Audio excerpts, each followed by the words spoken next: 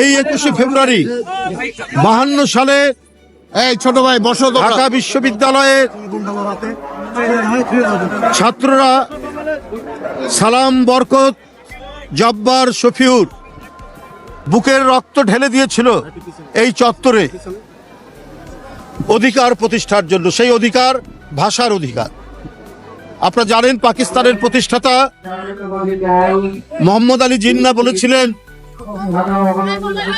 Curzon হলের একটি অনুষ্ঠানে, Urdu shall be the state language of Pakistan.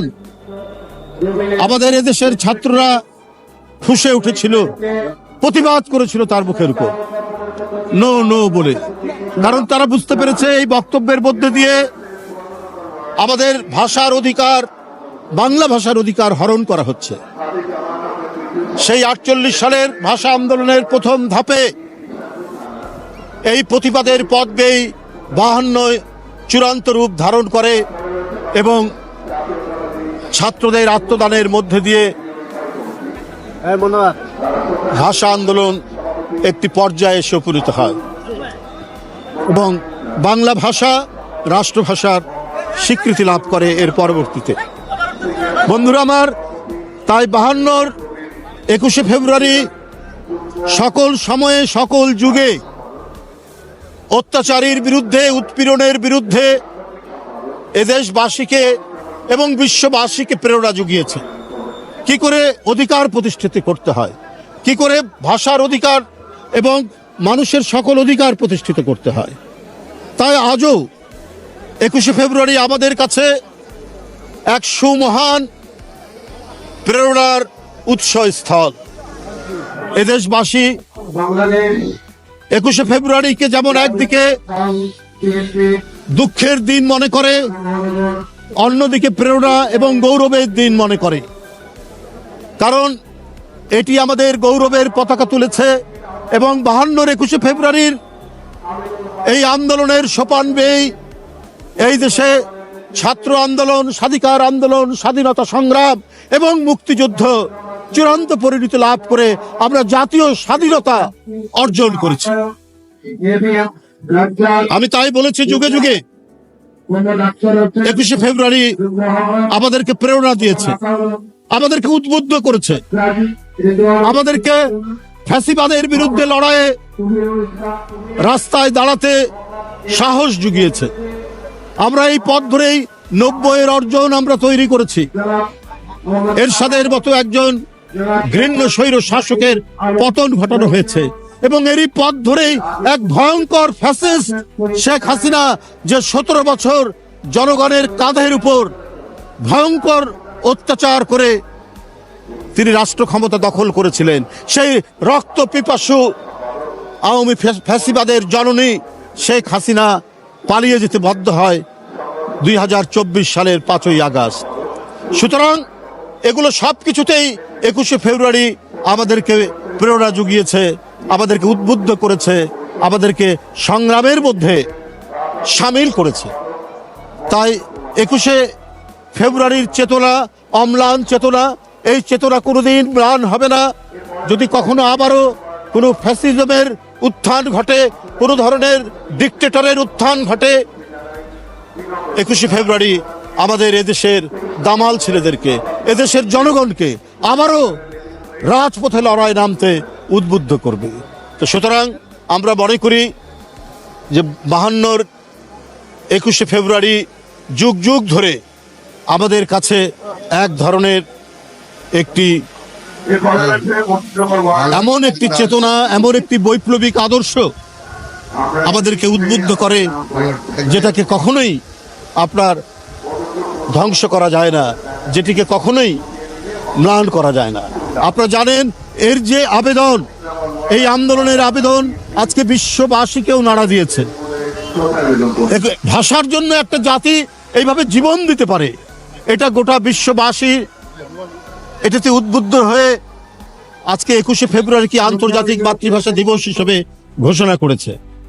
তো সুতরাং 21শে ফেব্রুয়ারি যুগ যুগ ধরে 21শে ফেব্রুয়ারি আগামী অনাদিকাল পর্যন্ত, যতদিন পৃথিবী, মানুষ এবং আমাদের সমাজ সংসার থাকবে, ততদিন 21শে ফেব্রুয়ারি আমাদেরকে সাহস দিবে, আমাদেরকে লড়াই করতে উদ্বুদ্ধ করবে।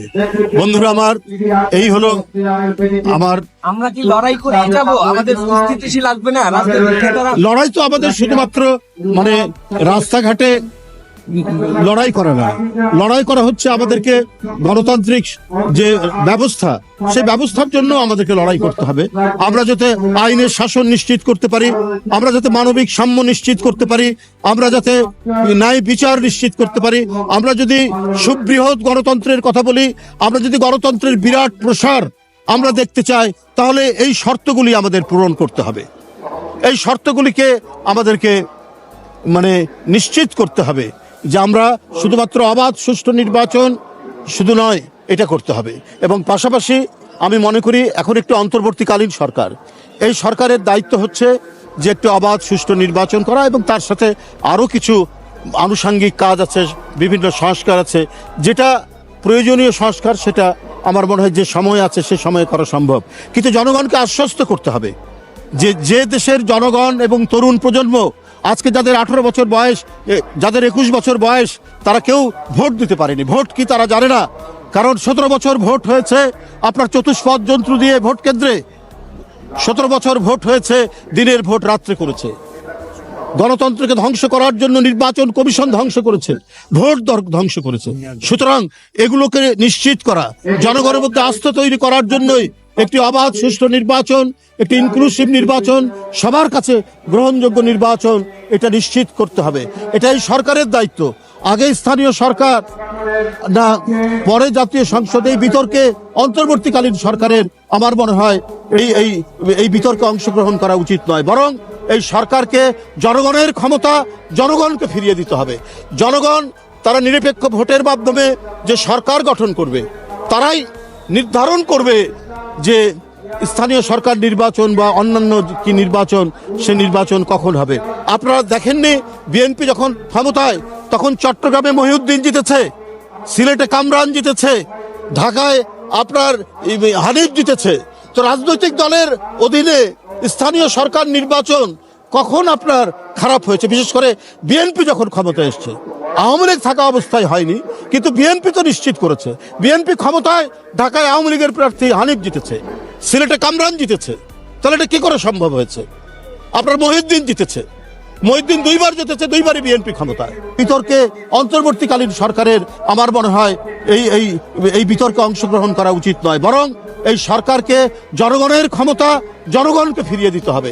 জনগণ তারা নিরপেক্ষ ভোটের মাধ্যমে যে সরকার গঠন করবে, তারাই নির্ধারণ করবে যে স্থানীয় সরকার নির্বাচন বা অন্যান্য কি নির্বাচন, সে নির্বাচন কখন হবে।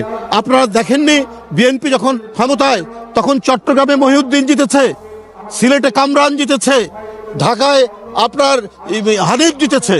তো রাজনৈতিক দলের অধীনে স্থানীয় সরকার নির্বাচন কখন আপনার খারাপ হয়েছে? বিশেষ করে বিএনপি যখন ক্ষমতায় এসছে, আওয়ামী লীগ থাকা অবস্থায় হয়নি, কিন্তু বিএনপি তো নিশ্চিত করেছে। বিএনপি ক্ষমতায়, ঢাকায় আওয়ামী লীগের প্রার্থী হানিফ জিতেছে, সিলেটে কামরান জিতেছে। তাহলে এটা কি করে সম্ভব হয়েছে? আপনার মহিউদ্দিন জিতেছে, মহিউদ্দিন 2 বার জিতেছে, 2 বারই বিএনপি ক্ষমতায়। সুতরাং একটি গণতন্ত্রে বিশ্বাসী রাজনৈতিক দল ক্ষমতায় থাকলে পরে অবাধ সুষ্ঠু নির্বাচন স্থানীয় সরকারে হওয়া সম্ভব। তো সুতরাং এইটা কোনো বিতর্ক করে আপনার জাতীয় নির্বাচনকে পিছিয়ে দেওয়ার কিছু নেই। এই হলো আমার কথা। এর সাথে আমি একটা আপনাদের যখন পেয়ে চাই, দাঁড়ান, আমি বলে নেই, কেউ আমাদের কিছু নেতা বা কেউ ফেসবুকে বিভিন্ন জায়গায় বক্তৃতায় বলছেন যে আগামী নির্বাচনে বিএনপি ক্ষমতায় আসলে তারেক রহমান প্রধানমন্ত্রী হবেন, দেশনেত্রী বেগম জিয়া রাষ্ট্রপতি হবেন। এইটা তার ব্যক্তিগত অভিমত হতে পারে, কিন্তু এইটা আমাদের দলের অবস্থান নয়। এটা আপনাদেরকে সুস্পষ্টভাবে জানিয়ে দিলাম। ধন্যবাদ।